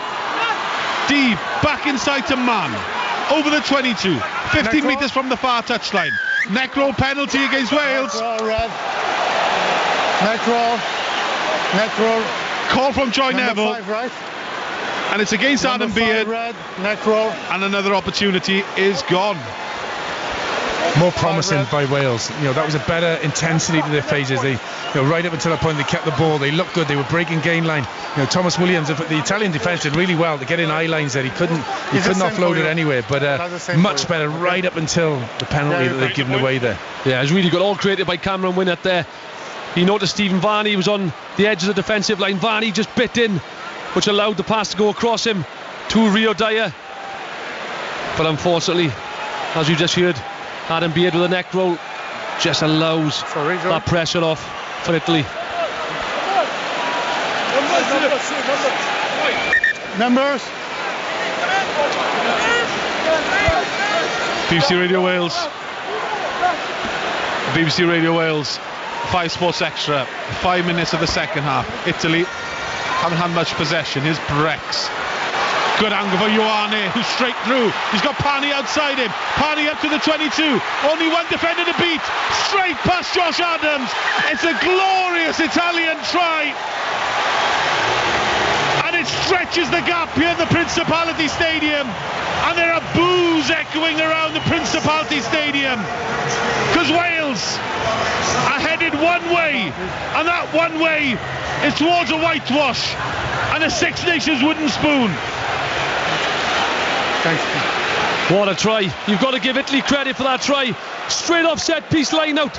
They've got the ball to Owani in the wide channels. He's gone straight through the middle and created a 3v1, and what a finish from Pani. A great step inside Josh Adams. Lovely fend on Tompkins. Okay, thanks. You've got to question the Welsh defence, but sometimes you've got to credit the attack as well. Excellent attack from Italy. They've attacked well when they've had the ball, and they haven't had many attacks. They haven't played too much, but when they have, especially off a set piece, they've looked really slick. They've got us biting in. They're finding gaps, they're exposing overlaps, and punching through and making clean breaks. They're doing what we should be doing. This is the Welsh style of play. Yet we're being exposed to it by an Italian the team that's being very competent today. And Gabisi with an opportunity to add 2 points to the conversion. He's happy, not the cleanest of strikes. And listen to this scoreline: Wales 0, Italy 18. Right, that try was dead on 46 minutes. That was when, was it Van der Merwe that scored on 46 minutes for Scotland, and that was the last try they scored? If I could get a crystal ball out for that, could this be the 46-minute comeback again? So you were hoping for a try there? Well, maybe, but we still lost that first game. So Lama burst through 2 tackles. Italy have found their mojo. They look 10 feet tall now. Charged kick. Winnett has the ball. Winnett given instructions by Costello. Over halfway. Italy scrambling on the far side. Wainwright wants ball. Good footwork by him to beat Ferrari, but he's straight into Canone then. Gareth Thomas to the back to Costello. Costello to Tompkins. Too many passes cross field, and Rio Dyer kicks it across to Pani. Pani juggles, then just bangs it off the field. Now let's go pitch side of Catrin. Yeah, and we've got a change for Wales. The first change, it's Mason Grady coming on. He's been waiting a few minutes, eagerly keen to get onto the field, and it looks like it's Nick Tompkins coming off. So the first change for Wales, Mason Grady on for his 11th cap. Time is off, substitution. Who plays 12 now for Wales? Looks like George is moving in there. In his final test, George North will be inside centre. Nick Tompkins. No, it's Mason Grady who will play 12 for Wales for the final 32 minutes. Time back on. Do you remember him playing Wales at 12 at all, James? Mason Grady? Yeah. Not at all. Not at all, anyway. Costello on halfway. Grady dummy runner. George North waiting for him was Ignacio Brett. They're offside though. Take out, too far away. You have to release him. It was a ruck time penalty. Let him go. If you're just tuning in on 5 Sports Extra on Take Super Saturday or BBC Radio away. Wales, as Costello misses touch from the penalty, and Pani clears back to halfway, and we started asking last time about people leaving the Principality. I don't think they're going to leave now, Ian, because technically the game is still kind of it's not settled, I would say, isn't it? We're into the last 30. Not for sure. And we got the subs ready to come on. There'll be a raft of subs within this next 5 minutes, I'm sure. Driving maul for Wales up to the 22. Thomas Williams gets it. Mason Grady is lurking, as is Josh Adams. Now there are a few blue hands, and Williams has to just toss it out to Josh Adams, who went on his own route down the blind side. Adam Beard, he's isolated. Mackenzie's brushed away. Gareth Thomas has had so many carries. This time he breaks the tackle. Might have taken a bang himself though. Mason Grady, his first carry, spills it. Turnover. Ioane tries to offload it. Italy, a high tackle on him there. High tackle. by Mason Grady on Menoncello, and Italy get to escape again, and not getting any better. 18-0. It's just the story of the game for Wales, isn't it? You know, very little times we've got into the 22, we've been turned over, we've knocked it on, holding on penalties. Just can't build any sort of momentum in this game whatsoever. Okay, not strong. Gareth Thomas is down injured, I think. Yeah, he took a bang on that carry, didn't he? He's been carrying some ball. To be fair to him, he's offered himself up, as has Adam Beard. Adam Beard's carried a stack load of ball. You know, we're not quite getting over the gain line enough, but they have offered themselves up. And that was quite a high shot from Mason Grady on. I think he might have rolled up on Menoncello, but he got a forearm into his face. And Grady, who came in full of enthusiasm. Is it going to be a TMO check here? 9, 8 and I think he's subs guy, I think. 9, 8 and 3 blue. I hope not, because it looked slow motion's always the killer, isn't it? But it didn't look very nice on that replay there. A couple of changes for Italy. And Stephen Barney, the Welsh speaker, leaves the field to some warm applause. Cannone and Ferrari are off as well, so Zilocchi and Vincent and Will Rowlands will be coming on for Wales shortly. He's just got to wait and bide his time a little bit. Front ball off the top. Ross Vincent straight into the action. Poor pass, turnover. David Jenkins. Miscommunication from Italy. Wales just creeping back into this game. Costello, Spilt, knock on. This time it's Elliot D.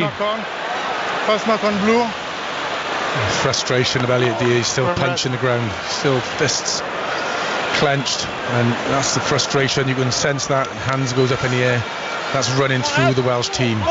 You know, there needs to be a moment of magic coming up. Hooky here. Someone, you know, it needs to be a clean break. It needs to be just a positive 5 or 10 minutes of phase play, just to get the confidence up. Will Rowlands, you know, he was superb, I thought, last week. You know, he carried. He did a lot of, you know, sort of big dog work last week. A lot of heavy punching and lifting, if you want. But you know, let's hope he makes a difference. You know, these subs need to make a big impact. Yeah, I think that's the problem, and we're looking for someone to try and do something, create some magic. Whereas Italy, conversely, are looking excellent as a team, as a 15. They're playing together as a team, but you know, you look at the individuals Wales have got. You know, Thomas Williams, Rhys Dyer, these boys can create things, but it's just not happening for us at the moment. Wales are down by 18. 51 minutes on the clock. BBC Radio Wales, 5 Sports Extra. Mason Grady is on at 12. Wainwright, Thomas Williams, Grady straight through, breaks Gabisi's tackle, front foot ball. Wainwright round the corner over the 22. Lamaro tackles him. Now it's David Jenkins, same way come Wales. Negri's all over that ball, slowing it down. Costello, Winnett's isolated. Brex might have turned it over. Brex gets the penalty. They kept going the same way, James, and man by man the numbers seem to dissipate at ruck time, and eventually Brex just got his mitts on it. Yeah, they're defending really well, Italy. They're bringing a lot of line speed. When Wales are moving it to the width, there's 2 or 3 tacklers around them, and on this occasion it's Brex who's over the ball. Like I said in the first half, they've been excellent over the ball so far today, Italy, whether it's Lamaro, Brex, whoever's there, so strong. Their defence and attack has been so controlled through this game. You know, they haven't been flash. They've been reasonably basic, but their handling's been good. They've been getting onto the ball. They've been creating momentum, and conversely in defence, they've been taking Wales' space away. They've been putting pressure on us, forcing us into errors as well. You know, they haven't been glitzy, Italy, but dear me, they've been efficient. Italy line out in their own half. Ross Vincent, South African born, raised in Dubai, And on the ground. but Italian ancestry, and he came into the Italian system. Use it, please. And now he's an Italy international. Paggiorello is the substitute from half. It's good kick by him. Testing. It's a test that is passed by Josh Adams. Wales have unexpected possession. Gareth Thomas again, good footwork by him to beat the advancing defender. And now Wales look to kick again. It's a loose kick by Costello. Great take by Liner. Brilliant from Lewis Liner, the Harlequins winger. It was a strange kick. Wales surely offside there. Rutzer. Time and time again, he's a standout performer for Benetton in the URC. 18-0. 54 on the clock. Pagerello, another box kick by Italy. This time Winnett is allowed to carry. As soon as his feet hits the ground, he's smashed 10 metres in from the near touchline. Wales in their own half. They're going to have to start to play, I think. But now, not committing anyone to the breakdown, Italy, so Wales want to play, but there's no room for them, there's no space. Good kick, Thomas Williams. Competition between Dyer and Gabisi. Gabisi knocked it on. He was kind of touched in flight there, so he doesn't get the benefit of doubt, and that was a good chase and a good kick, and that's a small win for Wales there. Yeah, good competition by Dyer. He does chase very well, gets up in the air, and it's always a very sketchy area, that, isn't it? Do you compete? Do you wait for him to hit the deck and hit him? Because if you get that timing wrong, red card and you're down a man. It's a great take by Lewis Line earlier. And the offload as well. That's the thing. He avoided the touchline. He's done it all day as well. He's been very mature in his performance. Elliot, listen to me, please. Okay. Make no mistake. There may be some who've seen Lewis Liner play for the Harlequins, recognise the surname and go, oh, here's Italy just pinching players again. He was born in Italy. His mother is Italian. And now he scored a try on his debut last weekend. And Italy are shaping up for another win. 2 victories on the bounce, 3 matches without defeat. They've never done that in the Six Nations. Win it with a carry. George North. We spoke about 2022 when Alan Wynne-Jones was playing his 150th cap. George North is injured as well. North has taken a bump. Surely that's not the end of his Test career. That would be so sad. Mason Grady, Captain Winnett over halfway, near touchline, smashed by Zalocki, the tight end. Big weight difference there. North is back on his feet though. Will Rowlands with a carry. Fischetti spoiling things at ruck time for Italy. Under pressure is Costello. Costello and Mason Grady. Good carry by him. Gap for Thomas Williams. Dances past one defender. Gets it away to Josh Adams. No scrum halves. Just pick and go from Gareth Thomas. Carried more than anybody in the field. Wales now go. Wainwright up to the 22.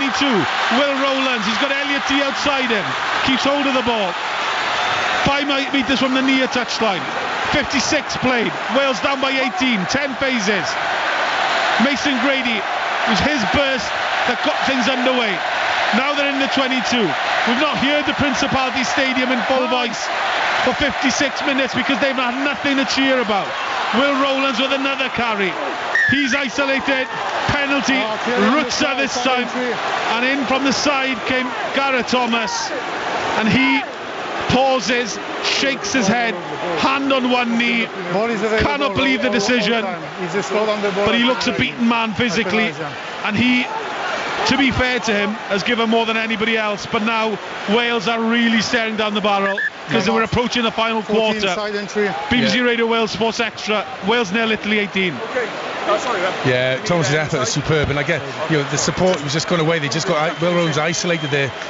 Gareth Thomas had to come in from the angle as well. He had to come in from about 5-6 metres away to get in there. So to be able to square up and go through the middle, it was a lot harder for especially the amount of effort that he's put in so far. He's got a tired body. Subs 1, 2 and 6. Let's go pitch side of Catherine. Yeah, 3 more changes for Italy coming on. It looks like we're going to have 2 new members in that front row, with 16 and 17 getting ready. So 3 changes for Italy. This is such an important time, isn't it, in the game? And I just wonder, are these replacements going to make a difference? As for Wales, it looks like Mackenzie Martin is getting ready as well. So it looks like we have another Welsh change coming up very soon too. Spano, Liozon. 2 changes in the front row. Notable that Italy are changing the props. There's experience, there's weight There's Guy at scrum time coming onto the field for them. Is okay? For Wales, the cupboard is threadbare in terms of front row. Send the players. Mackenzie Martin is on to win another international cap, on for his Cardiff young teammate Alex Mann. It's fair to say, gentlemen, that Will Rowlands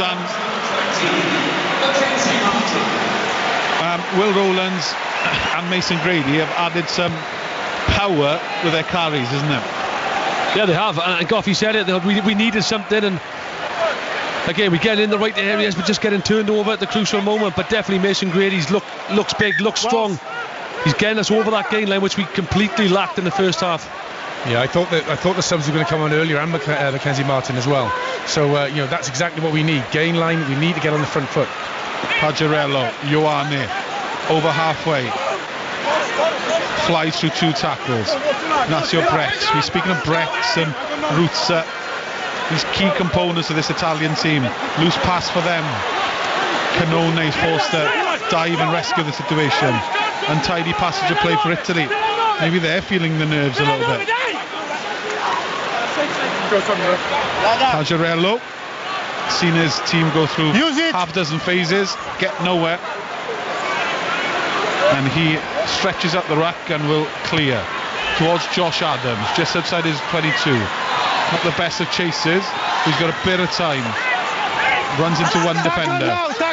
Wales may want to go here from their own half. Gareth Thomas again. Look how narrow is the screen. There's a Mackenzie Martin and Ignacio Brex are involved in a scuffle on the far side. Will play on for the time being. Here's Thomas Williams sniping on the fringes. Dragged down. No scrum half now. So Elliot Diaz to come in, and the pace and enthusiasm lost from the attack. Tommy Reffel with the carry. Just don't have any big ball carriers, don't we, James? There's no penetration there, is there? I just felt that ball had to go to the left hand side about a phase or two before. There was numbers there, but then we went back on the short side. Forced to kick again. Leaps into the air, then beats a defender. Wales are short defensively if Italy fancy it, but they're not overplaying, they're not stressing. Still numbers for Italy if they want to go. Instead, the substitute prop Spagnola gets in. He was like, why are you giving it to me? But there we go. Pajarello. Italy are in no rush here. They're not stressing out for anybody. No, you said it, they don't need to play. Wales are shooting themselves in the foot from their own half, so put the pressure back on Wales and see what you can do from your own half. That's what they're saying. Thomas Williams, probably Wales' most talented player. Tackled by Vincent. High says the stadium. No says the referee. Never touch the neck. Crossfield kick, a little chip kick. Good work for Grady. Grady gathers and knocks it on. Big collision with Brex. Brex, but as an Italian player, kick and chase, playing on. Number of injured players, win it. Gets it away to George North. I think there's a big smash between Grady and an Italian player. It's a medical team on. The referee should stop it now. He does, yeah. There's an injury there. It looked like a nasty clash as well, and at least one of them, I think, caught it on the head as well. It's a 50-50 ball. And is it Gabisi? No, maybe Pani. On the next play. Let's go to Simon Davis at the race course with Wrexham. Frustration. Andy Cannon. It is Wrexham 0, Tranmere 1, and nearly 40 minutes play. How it's 1-0 is anyone's guess, because Wrexham have been relentless in their attack, particularly through Barnett on the right-hand side, who took a bit of a knock a moment ago, but is okay. But it's that Luke Norris goal that's the difference between the two teams. 40 minutes played, Wrexham 0, Tranmere 1. Let's get the latest from Mark Poyser. Oh, jeez. It is 1-0 to Newport County. Wimbledon have appealed for a penalty, a foul right on the edge of the box. The free kick was taken through the wall and saved by Townsend. Newport have led since the 9th minute. Bryn Morris with a screamer. 6 minutes to half-time. AFC Wimbledon 0, Newport County 1. Thank you, all of you. We are just pausing here. A little bit of a TMO intervention. There was a clash of heads between Mason Grady and Renzo Pani. The TMO's intervening. I don't see the ball is available. Both guys bump each other's heads, so I don't even know who do you penalise here. No, it's not a penalty to me. It's a complete accident, as James Hook said. But the big thing I'm thinking of, Pani needs to go off the pitch. That's a clear, it's pretty much a knockout punch. That's a huge head impact. There's no way that he should be on this pitch. That's a HIA straight away. So the ball is bouncing, and both Pani and Mason Grady are basically effectively trying to catch the ball, and Mason Grady's head catches Pani on the chin, and the assistant referees are trying to convince Reynal that this is foul play. I think this is complete accident. The ball is available. Complete accident. This is, they're both going for the ball. Okay. Here it is now, Matthew. There. It was a 50-50. It was a clash. That's happened so quickly for me. For me, it's accidental. I don't see any full play here. It's accidental for me. Okay, we will stay on the scrum. Wales ball. Right, a couple of things to clear up. Well done, Matthew Reynal, for not penalising somebody. Secondly, fingers crossed that Mason Grady and Lorenzo Pani are okay. And as you said, Ian, I'm not quite sure why Lorenzo Pani is still on the field, because he has taken a head straight to the jaw. That's an absolute clear concussion to me, or a head injury assessment. This is what the issue was going on with Welsh rugby at the minute. That was a horrendous. It was a clash. It was accidental, but the lad needs to be looked after. He needs to be taken off and assessed properly, not just wave a few fingers in front of his face and then off you go. It's a dangerous play. So Mason Grady has got a black headband now, head wrap on his head, and Pani is at fullback. A couple more changes for Italy. Negri is off. On instead of him is Ziliani. So Italy emptying the bench into the last quarter. Thanks for your company on BBC Radio Wales, on 5 Sports Extra. It's Super Saturday. Anything but super for those of red persuasion. They're down 18-0. Costello in his own half.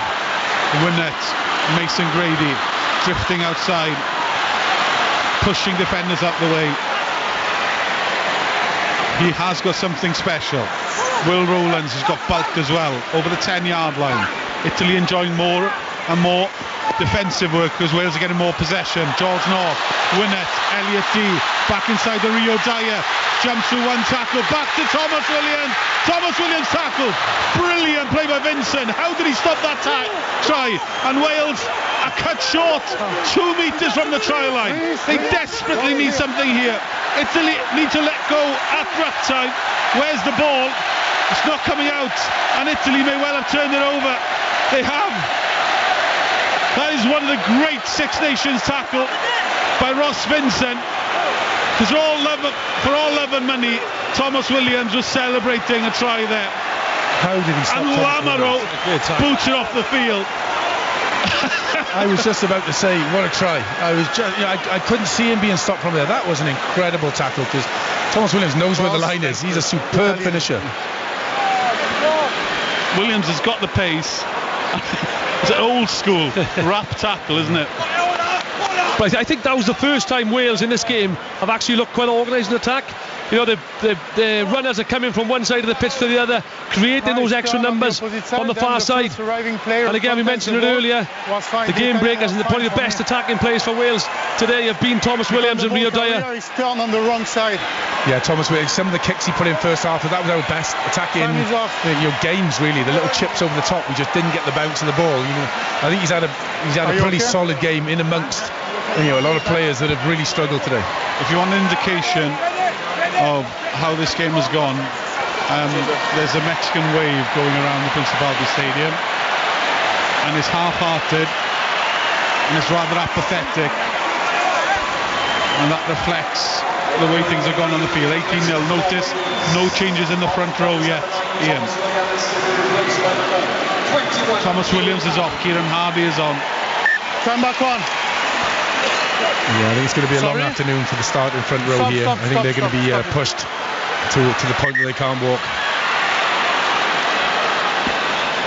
Wales take the line up quickly, but Thomas Williams is hobbling off the field, and Jeff Davis, the team doctor, helps him, and Josh Adams goes to offer his assistance, and it's an old school departure, arms wrapped around the medical team as he's assisted off the field. And take 2 for Wales then, with us driving more. Mason Grady Rio Dyer, Time back on. they've looked the most likely to score along with Thomas Williams. They've created something. Front ball, driving maul. Wales getting some momentum. They're drifting towards the touchline. They're a metre short, 2 metres. That's sacked by Italy. How was that sacked? Referee is happy. Wales down by 18. 18 minutes left of this game. They have to start scoring points. They were then touching distance of the try line. Italy have coped with these so far. Gareth Thomas, so many carries by the prop. Aaron Wainwright, offside against Italy. Free play for Wales here. George North, no try yet for him in his final match. Will Rowlands, he's driven back in the tackle. Wales losing shape, not for the first time. This little pick and go by Elliot Dee. Dee back up, Dee gets it down. TMO, knock on. The claim by Italy. Dee was there, I think. Yeah, I will check. TMO, Joy, please. Yeah, have you, Matt? I have a player in front of me. I don't see clearly the grounding. So for me, it's a no try, but have a look on it, please. If there is no try, I will come back to the initial infringement, which is an offside, and give a penalty kick for Wales. 18-0, by the way. Okay, so on-field decision is no try. Stand by, please. I don't see the grounding. It is D, isn't it? Or Gareth Thomas. The ball gets to ground. Is it grounded? A drop? Please, Captain, please. I think we also need to check tackle complete. It's on the line. We're just going to roll it back to ensure that there's no tackle complete first before we look at the grounding. The ball lands on the line now. Is there separation in his arm and the ball? This might be a better angle from the other side. Ooh. If there's no separation, as long as the ball still touches his hand, it's a try. The other we just question need is to establish whether there's a tackle complete whether before he's we look tackled, at the because he grounding. comes back on his feet. So Joyner was going to back a little bit. No, he's tackled, isn't he? Yeah. He can't get back on his feet then. What do you think, Ian? I think that's what the referee has asked. I think it is a tackle, but the referee has asked about the grounding. The director to roll it back more, Matt. So Delity is tackled about a metre short. He rolls a couple of times and then pushes back up off his knees and drives over the try line and then potentially drops the ball. By the blue. Yeah, agree. The ball has successfully been grounded. You can overrule your on-field decision. The ball has been grounded. Ball has been grounded, so I may allow the try, right? Oh, right. Okay, thank you. Playing in slow motion makes it look like it was a lot of, he was a long time on the floor. So seeing it in full speed, which we haven't seen, but that's a huge moment in this game for Wales with about 17 minutes to go. Big moment in the Principality Stadium. Wales have been living off crumbs, but Elliot Dee has a try and he screams towards those in red, scattered around this Principality Stadium, and tells them, come on, we need something special. Conversion Sam Costello. It's good. Now it's 11 points in it. We saw it against Scotland. What can Wales offer in the final 16 minutes of this game?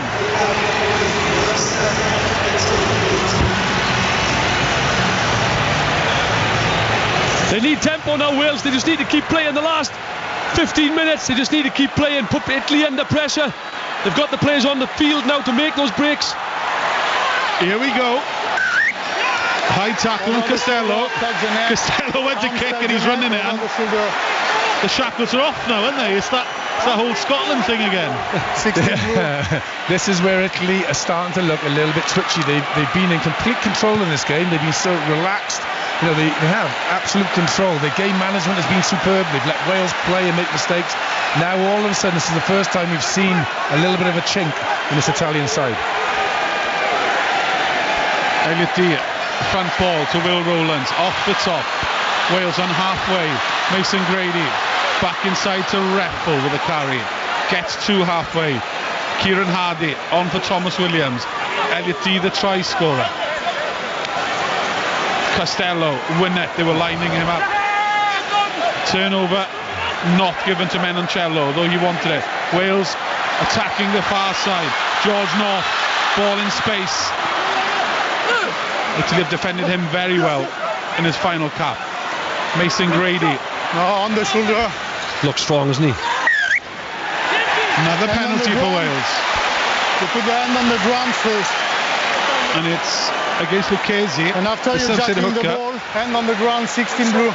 Bar from one little knock on, Mason Grady has made a big impact in this game so far. He's been the gain line go-to, really. He's got us over that line, and all of a sudden it's a different game. And all of a sudden Montijoane is twitching his hamstrings, and he's looking over towards the touchline going, I don't know, I've got 14 minutes in me. 11 points.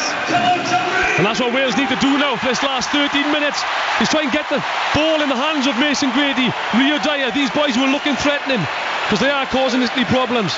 If you turned it, spilt by Mackenzie Martin off the top. Off the top ball, Martin was obviously thinking of phase 2 or 3, and he was in the bread basket, and he just knocks it on, and he'll be as annoyed as anybody else. But those are the lessons you learn at international rugby. How many times is that in this game? You've seen that? Just simple so many errors. You know, the scrum seems to have settled down, so we'll see how this scrum goes here. But Italy were very dominant first half, and the last few scrums seem to have settled. Now this is a huge scrum for Wales, because what they don't want is Italy to keep that ball in, scrum for a penalty, and get an easy out. I'm taking my coat off. I mean, business gone now, do. Here we go. Thick coats off. Set. If you'd be stuck in traffic and you've just arrived at the Principality Stadium, you'd be like, oh, this looks like an exciting game. 18-7. 12 and a half minutes left on Sports Extra and BBC 5 Live. BBC Radio Wales and BBC Sports Extra, I should say. The fatigue that the Welsh front row must be feeling, you know, they've been up against a heavy side. All the Italian front row subs are on, so they've faced fresh people as well.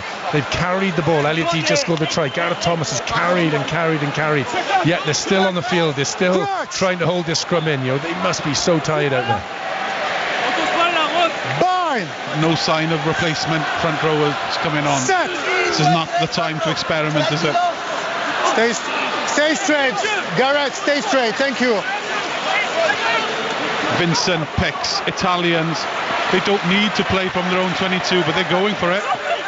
And they've got some yardage. Pajarello, Menoncello. How impressive is he for a 21-year-old 12? Such a neat centre combination partnership for Italy. They're a neat team, aren't they? Efficient in the way they play. Yeah, they just look comfortable in the way they're playing. Everybody knows their roles. They know when to kick, when to run. It's a great up and under by Pajarello, and it's taken well by Winnett. Tackle! And Italy have just taken the sting out of the game. Mackenzie Martin, Ely boy, on his own 10-yard line, isolated, but it's still the Wales ball. Little chip kick. Josh Adams gives chase. Somehow Kieran Hardy gets it, and he's over halfway. George North, back we come. Yeah. Somebody was in front of the kicker, I think. Right in front of the kicker. Kieran Hardy was in front of the kicker, and it's right in the centre of the field, 42 metres, and surely Italy just go for sticks here, don't they? With 11-point gap. Yeah, I think so, guys. I think they will. But Wales have tried that little chip a couple of times, haven't they, over the ruck, because Italy are defending with two full-backs in the backfield. The scrum half is in the front line, so that little defensive line just behind the ruck, there is space there, but Italy are defending it quite well. They're closing it up pretty quickly. Yeah, they got wise to it on that occasion. They did have a defender that pulled back into that channel, but you know, earlier on in the game, that was their weak link. That was the defensive chink that Thomas Williams was exploiting well, but without the bounce of the ball going in our favour. But this is a huge kick for Italy. This will settle them down. They've had their 5 or 10 minutes of nervous play. This would be a settler. Into the last 10. It's an 11-point game. You do the math. 3 points makes it 2 scores, 2 converted tries. Gabisi strokes it beautifully with his left, drifts out, but stays in between the posts, and the Italian fans here in Cardiff stand on their feet and punch the sky because Italy are almost there. Wales 7, Italy 21. Yeah, and what can Wales do now in this last 10 minutes? Pani with a clearance. Up in the full, was from his own 22. He was inside, yeah, he was inside. That's an incredible clearance by Pani. He went the wrong way. He was on the right side of the field, hit it with his left, all across the field, and he's made it up to halfway. Okay. Wales need to get the turbos on. They're down by 14 into the last 9. Costello, Winnett, George North, final test appearance. Still crashing on the ball, interception with Liner. I don't think it's a almost got it. Yeah, but it's not a knock-on. And Rio Dye and Elliot T claimed that was a deliberate knock-on. I don't think it was, because Lewis Liner saw one thing, and that was a try line. If that would have stuck, he's in. I couldn't have seen anyone catching him. He was on that front foot. That was heart in your mouth play. That's game over. Josh Adams' eyes told me that he agreed there. Right then, 8.5, 14-point game, 14 in favour of Italy. Rio Dyer spot checked by Brex. Penalty Italy. The Italian defence has had us in their pocket all game. We've absolutely been in their pocket. They put so much pressure on us, on our skills out the back end there. Conversely, when the Italians have had the ball from any set piece, when especially scrum, they've come onto that ball. They've asked questions of the defenders. They've isolated. They've made gaps and clean breaks as well. It's been a bit of a. They've shown us how to attack at times. Yeah, they read that play pretty easy, didn't they? We've seen that play from Rio Dyer quite a bit, where he's hovering out the back. They look to bring him in on the outside, but it's really well read by Brex. Evan Lloyd is about to come on in a complete change of the front row. There are 4 substitutes about to come on for Wales. Johan Lloyd is there as well. In the meantime, it's a penalty. Who's taking the penalty? It's Martin Pagerello, the 25-year-old, born and raised in France. Pagerello to seal the win for Italy. Closes his eyes, sucks in some energy, strikes it through, and gets it between the posts. Leaps into the air, celebrates with his captain Michele Lamaro. They know that Italy will win in Cardiff, and Wales will be earning the wooden spoon. They will be whitewashed, and it's a sorry campaign and a sorry afternoon for the team in Wales in the Principality Stadium. 6.5 minutes left. Italy will win again in Cardiff.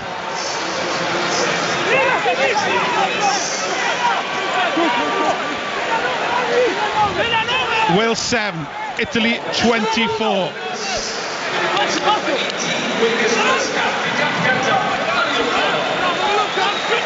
Big day for Harry O'Connor.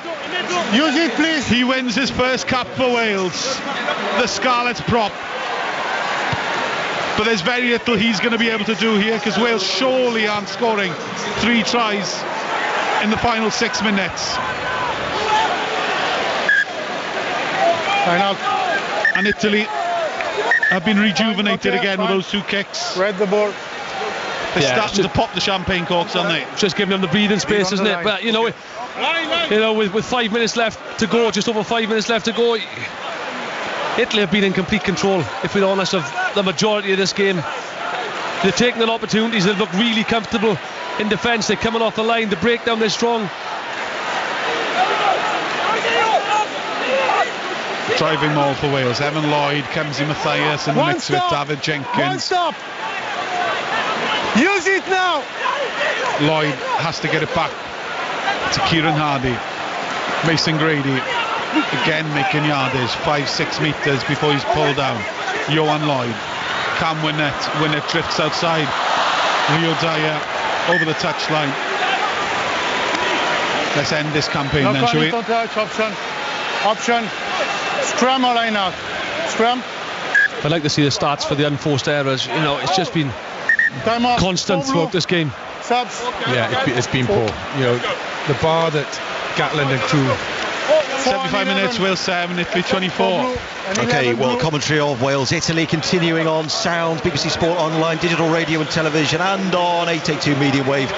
But on FM in the Newport and Wrexham areas, it is just about time for the second half of our featured League 2 football games. 95.4 FM for Wrexham Tranmere with Barry Horn and Simon Davis, and resuming on 95.9 FM in the Newport area, it is Wimbledon against Newport County with Mark O'Brien and Mark Poyser, all here on Radio Wales Sport, your team for Welsh sport. Welcome back on BBC Radio Wales 5 Sports Extra Super Saturday. We're listening to the play of the match. Juan Ignacio Brex deservedly playing the match. Penalty against Italy at the scrum for Wheeling this time. Wales will surely take this quickly. Loose head, side step. Johan Lloyd goes to touch. 4 minutes. They could have picked a huge selection of Italian players. None of them have been sparkling, James, but that's meant in no way as an insult either. No, I think they've just been organised. They've been together as a team, and they've looked really effective, whether it's in attack or defence. You see the Wales coaches, Jonathan Humphreys, head in his hands, looking to the sky. Warren Gatland has never been in this position before. He's never lost to Italy. It was Wayne Pivac who was in charge 2 years ago when Wales were humiliated at home, but that was a 1-point defeat. This is crushing. Italy have been in third gear. They've never looked troubled. Yes, Wales had one score from Elliot Dee, but that was about it. Mason Grady with a carry. Wales in Italy's 22. Evan Lloyd, pick and go from him. Back they come. Will Rowlands with a carry. 3 minutes left in Cardiff. 3 minutes of a wretched Six Nations for Wales, where they will lose 5 from 5. Kieran Hardy sniping. Penalty coming. Advantage to Wales. Wales hunting for a consolation prize. And it won't be much consolation, because they will be whitewashed. They will earn a wooden spoon. Evan Lloyd spills it. Stop. Just go. Back here. Penalty for Wales. Back we go. There are some players now who are out on their feet, and I'm talking about Tommy Reffell, Aaron Wainwright. 2.5 minutes. We can start reflecting on this game, Ian. Yeah, there's a lot to unpack, really, isn't it? But just again, Italy haven't been glitzy, they haven't been glam. They've just done what they've done very well, very precise. Evan Lloyd, quick tap. Hardy, Wainwright, Johan Lloyd, gobbled up by the Italian defence, and Menoncello again wraps him. Still Wales possession. Big strong carries by them, but Italy are a proud team. They are no longer the whipping boys. There's a Welsh injury as well. George North is down again, and he doesn't look good. What a sad day for George North in his final test for Wales. Yeah, advantage for tackle not rolling away. Mason Grady, he burst through another tackle. Mackenzie Martin had the check. It was a loose pass by him. George North is still down. Harry O'Connor with a carry. Wales will keep going down the blind. Pick, go. Short is Wainwright again. 90 seconds left. Wales trail 24 points to 7. Poor George North is in agony. What a horrible way for his final test to come to an end. But he will see Will Rowlands drive over, and it's a consolation try for Wales. Will Rowlands in the final minute. Wales are up to 12. They may well be up to 14. But the saddest of sights here on the Principality Stadium is Josh Adams looking at George North as he's about to get carried off the field to end his international career. We cross our fingers that he's okay physically, but this would not be the way, not only in terms of his injury or result, he'd want to see it end. 30 seconds left. Huge cheer for George North. Johan Lloyd adds the conversion. Into the final 15 seconds. It's Wales 14, Italy 24. But what about George North? 121 caps. One of the all-time greats on the wing for Wales. Moved to centre later in his career. And richly deserved. Is the round of applause that echoes around the Principality Stadium. The clock is red. This will be it for his career. This will be it for Wales in the Six Nations. Yeah, what a way to end his international career. Going off with what looks like a nasty injury, but I suppose the only positive is he got the cheer and the roar from the fans that he really truly deserved. Wales caution to the wind now. Mason Grady, again another big powerful carry. Stepping back. He is a bright future for sure. Heavy shot on Kieran Hardy. Ball kicked out. David Jenkins picks it up. It's going to be a wooden spoon. It's going to be a whitewash. Wales will lose another game at home. 7 on the bounce in the Six Nations. Grubbutt kick through. Mason Grady gives chase. Great football work for him, and he gathers. Exceptional work by Mason Grady. Third try for Wales. Celebrates under the posts. The little chip kick by Kieran Hardy. 2 late tries for Wales. Helps the scoreboard, but it will do nothing for the final result. Grady with a try. The conversion will bring it to 21. But here's the statistic that matters. Italy will have 24, and Italy will beat Wales, and Wales will end this Six Nations campaign winless, with a wooden spoon and whitewashed. Yeah, and that's probably the only place Wales have looked threatening, really. Those little kicks over the top of the ruck, they haven't always come off. But Mason Grady, that's reward for his effort since coming on. But like you say, Gareth, it's a wooden spoon all the same. The strangest of endings, because there are some around here who have been buoyed by those final 2 tries. But the sight in front of us is Michele Lamaro and his teammates jumping for joy. They've won 2 on the bounce in Cardiff. They've won 2 on the bounce in Six Nations. They've not lost for 3 matches. And for Wales, played 5, lost 5. Another home defeat to Italy. Wales are at the bottom of the table. Have they bottomed out though? Where from here? Surely, it cannot get any worse. Wales have lost to Italy, and they've done so by 21 points to 24. So many questions to ask over the next hour or so here on Radio Wales. So many questions for Welsh rugby to ask itself over the next few months before they face some pretty big teams in the summer.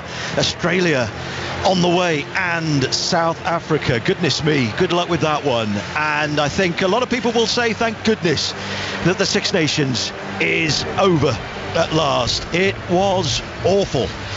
Where did the glory days go? And yes, here in Cardiff, a real sense of deja vu in 2 regards, really. Just seeing the Italian team celebrating, jumping up and down on each other at the moment, hugging each other, slapping each other on the back, big smiles on their faces.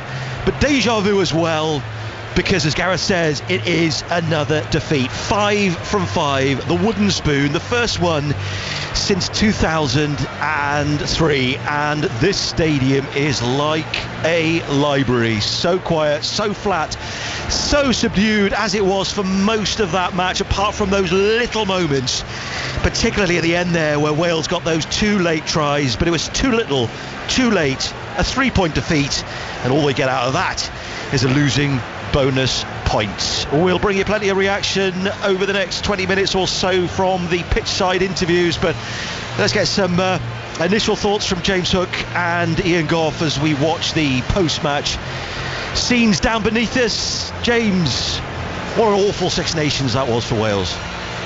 Yeah, it's a really poor finish. You know, we spoke right about throughout the Six Nations, you know, that there have been some positives in terms of the young players coming through, but as a whole, you know, that game, that was poor from Wales in terms of their skill set. You know, young or experienced players, you know, some of the skill set there today were very poor. You know, some of the simple knock-ons, the handling errors. Italy were far more organised in attack, far more organised and aggressive in defence. They were over the ball a lot better than Wales.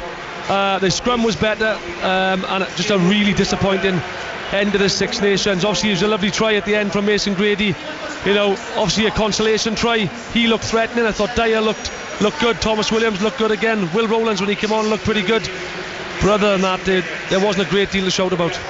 6 weeks of pain, 6 weeks of misery for Wales. Losing to Scotland in game 1 seems like a long time ago now, at the start of February. Losing then on the road in Twickenham and in Dublin, and then losing at home to France last weekend, and Italy again here this afternoon. Ian Gough, they saved their worst for last. Yeah, do you know what it was? You know, reflecting back on that, the first half of the Scotland game, you know, we didn't think it could get any worse than that. But then, you know, throughout the tournament, we put some good stuff together. You know, with that second half against Scotland, away to England, you know, against a really strong Irish side, you know, 60 minutes against France. But they've really let themselves down today. You know, again, the skill sets, we expect a lot more from this Welsh team. We expect the passing, you know, the structure play, the game management to be of a certain standard, and it wasn't there at all today. We bottled it a little bit. You know, the pressure got to us more than it did to Italy. Italy didn't really play that much today. They just let us make the mistakes. They defended brilliantly, you know, and when they had their chances, when they had the time with the ball, their set piece, they got over the gain line and were very efficient. You know, they were the team in control, and we were soundly beaten. It was a much worse loss than we suffered 2 years ago under Pivac. You know, we were in that game, and it was a try right at the end. Not a lucky try, great bit of skill. We were outplayed, we were outthought, and we were second best. The bar is a lot higher for us, and there will be, you know, they're going to have to unpack this over the next couple of months, and Gatland has a lot of work to do with this squad. We'll talk about Warren Gatland in just a few moments. Plenty of criticism, of course, of him, not just the players, but of him as well on social media, and you know, it's certainly a question we've got to ask about Warren Gatland and whether it's working under him. So much joy, so much success during his first spell in charge, but he's not used to this, losing to Italy for the first time, getting the wooden spoon with Wales for the first time. Meantime, in the